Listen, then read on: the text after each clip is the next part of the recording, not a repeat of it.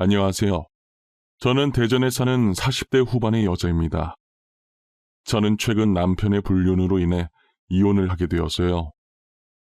평소 불륜 드라마를 보면서 도대체 불륜은 왜 저지르는 건지 이해가 가질 않았거든요.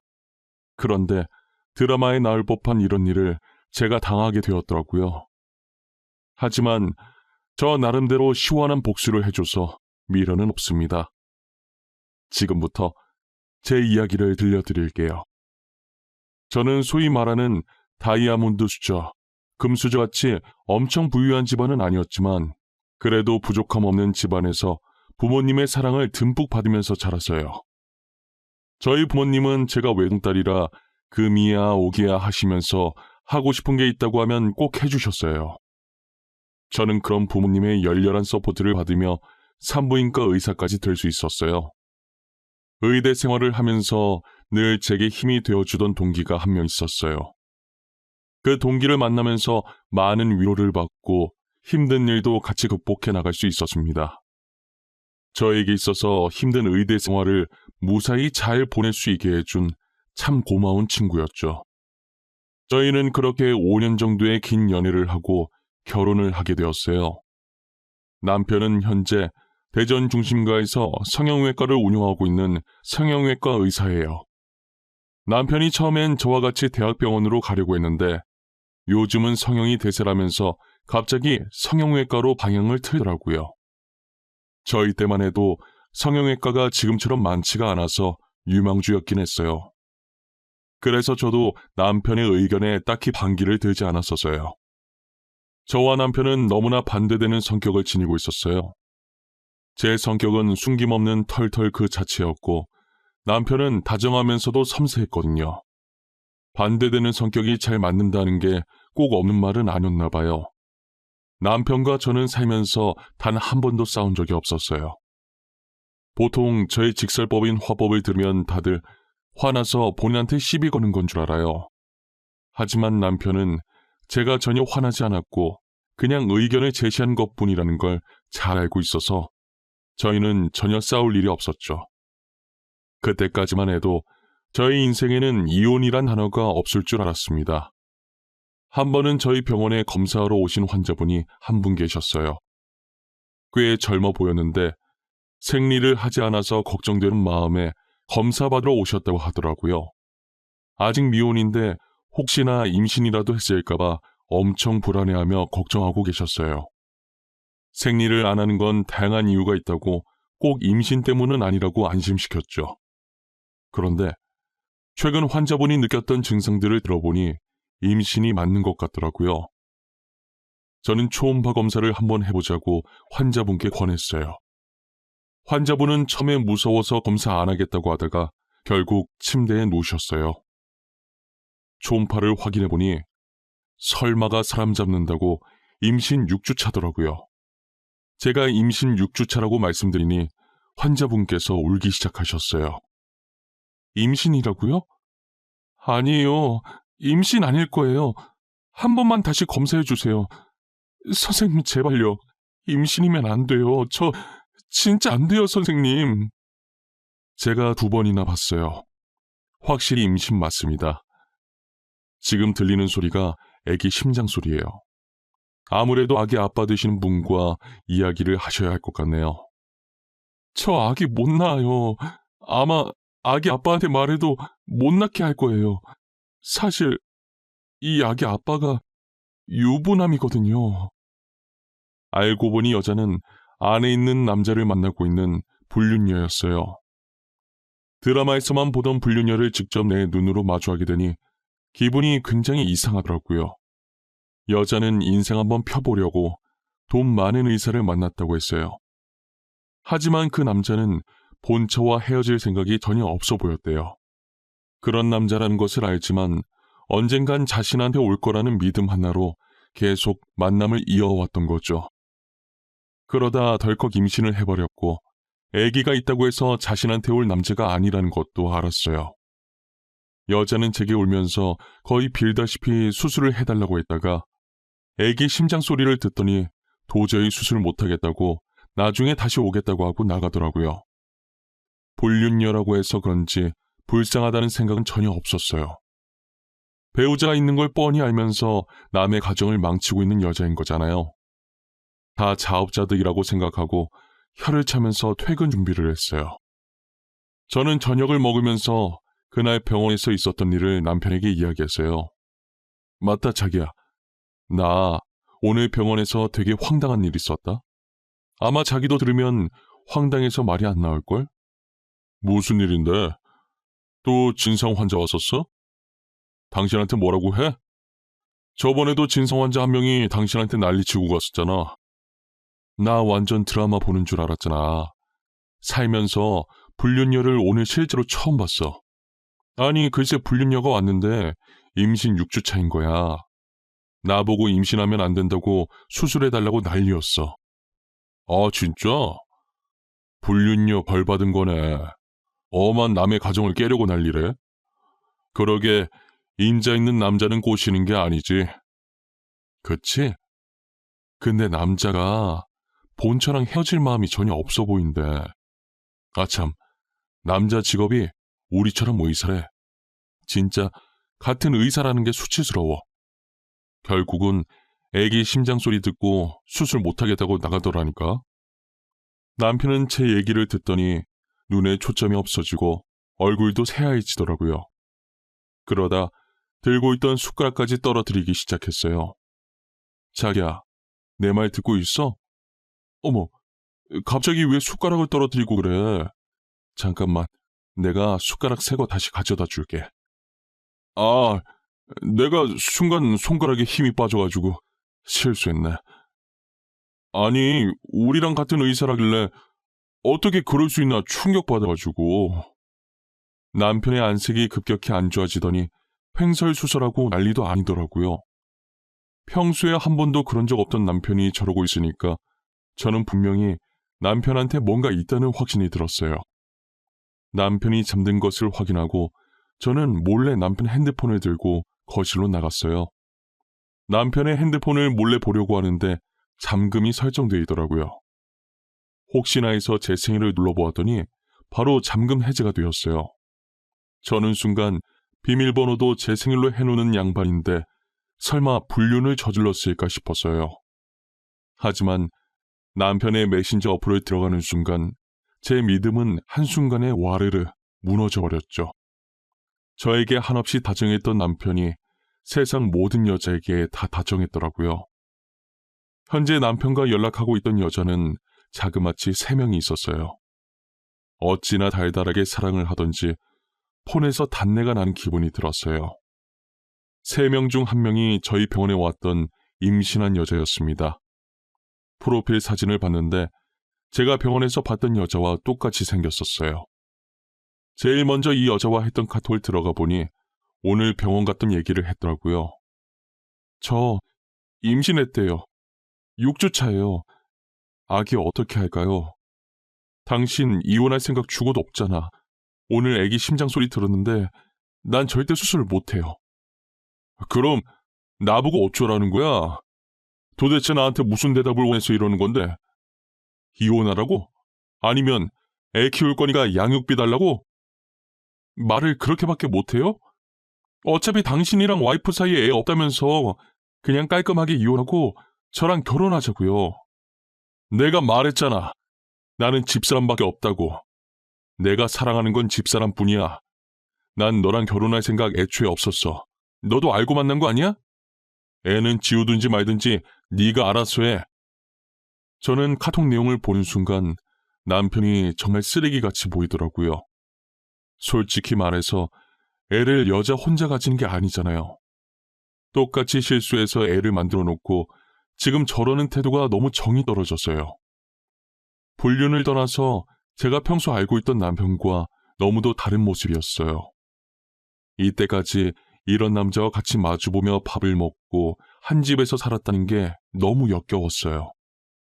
저는 남편과 불륜녀들의 카톡방을 하나하나 저장해서 저한테 보내놓았습니다. 생각할수록 배신감에 화가 나서 온몸이 차가워지면서 몸이 떨기 시작하더라고요.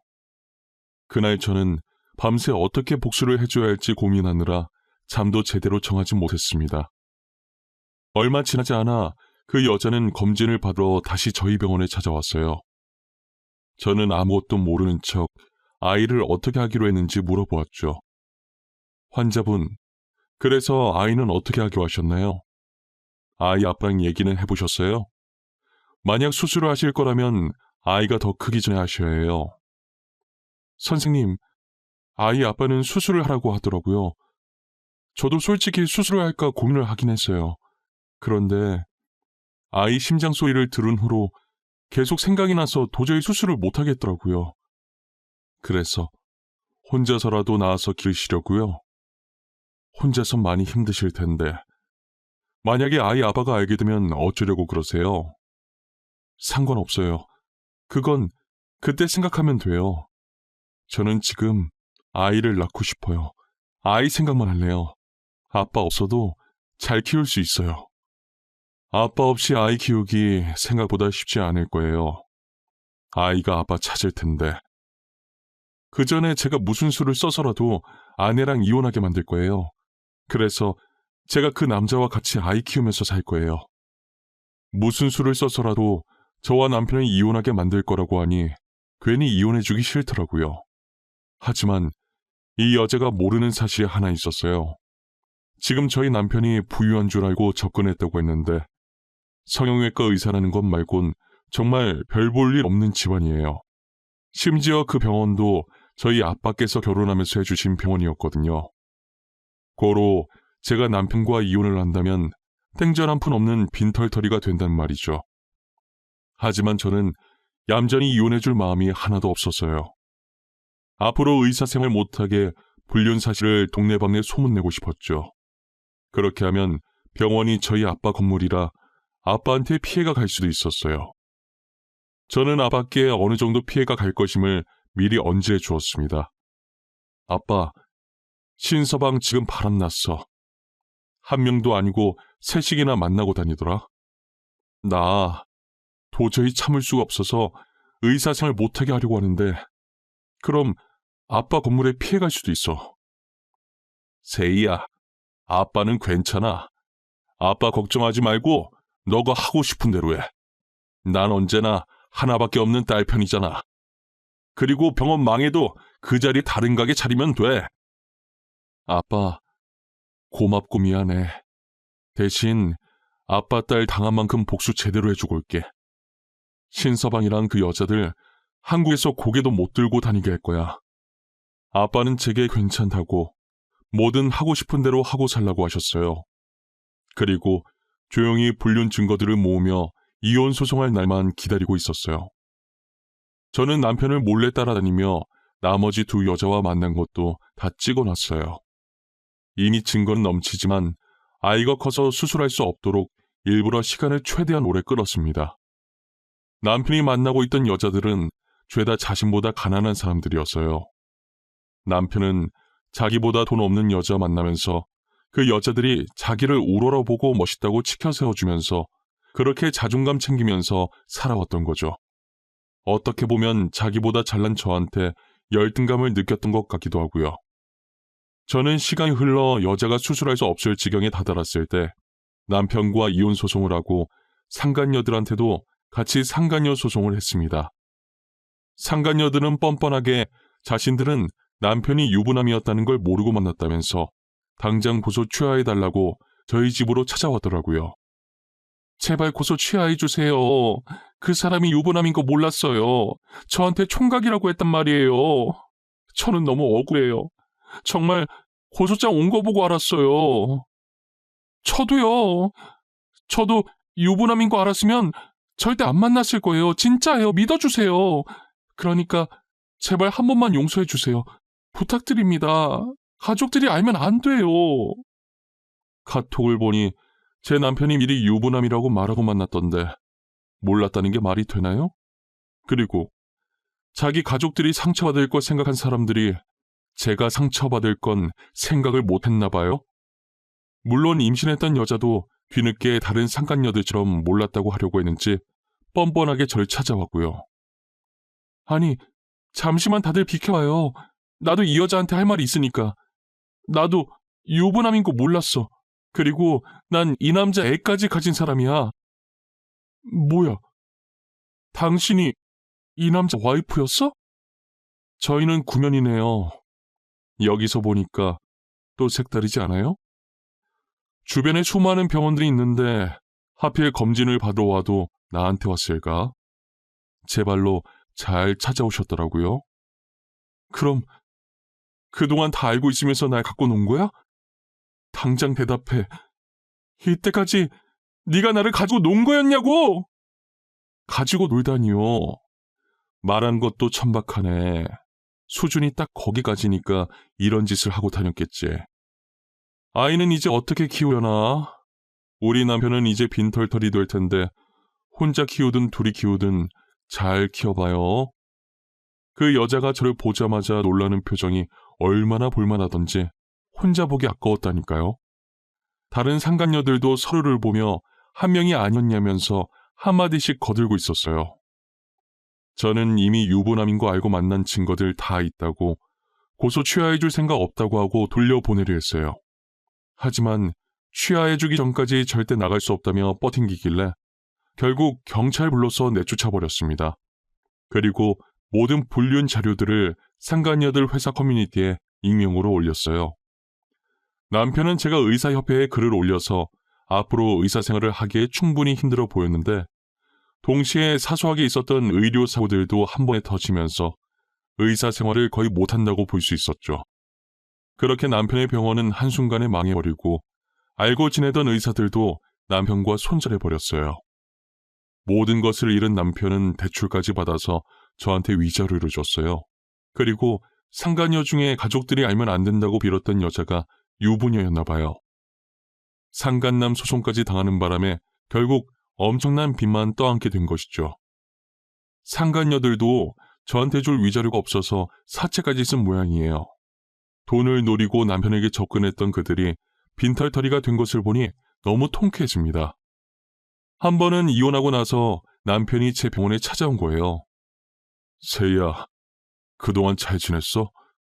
내가 염치 없이 여기 찾아오면 안 되는 거 아는데 너가 너무 보고 싶어서 왔어.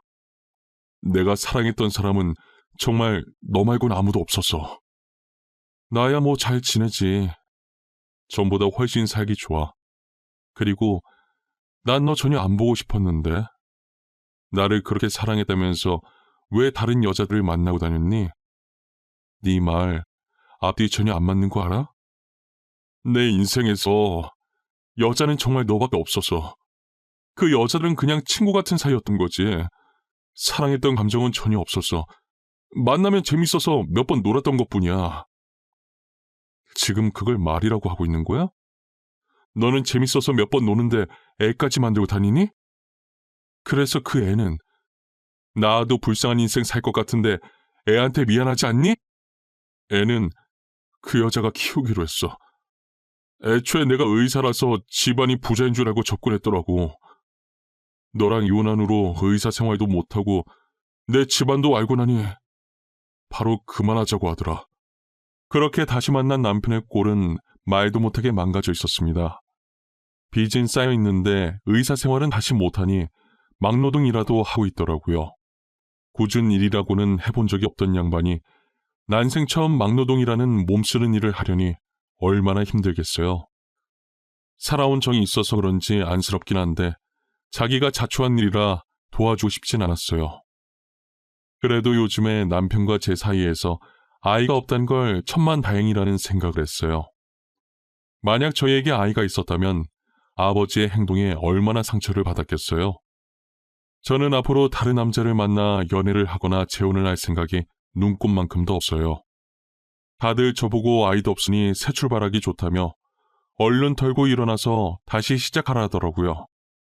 제 인생에서 결혼은 한 번이면 좋겠어요.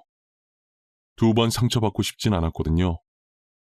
무엇보다 제일 중요한 건 더 이상 사람에게 믿음이 가지 않았습니다. 절대 그러지 않을 것 같았던 사람에게 배신을 당하니 그렇게 되더라고요. 남편은 지치지도 않는지 제가 매번 답장을 안 하는데 아직도 미안하다고 연락이 오더라고요. 지금 이 글을 쓰는 와중에도 미안하다고 용서해달라는 문자가 왔네요. 저는 죽는 날까지 그들을 용서할 수 없습니다.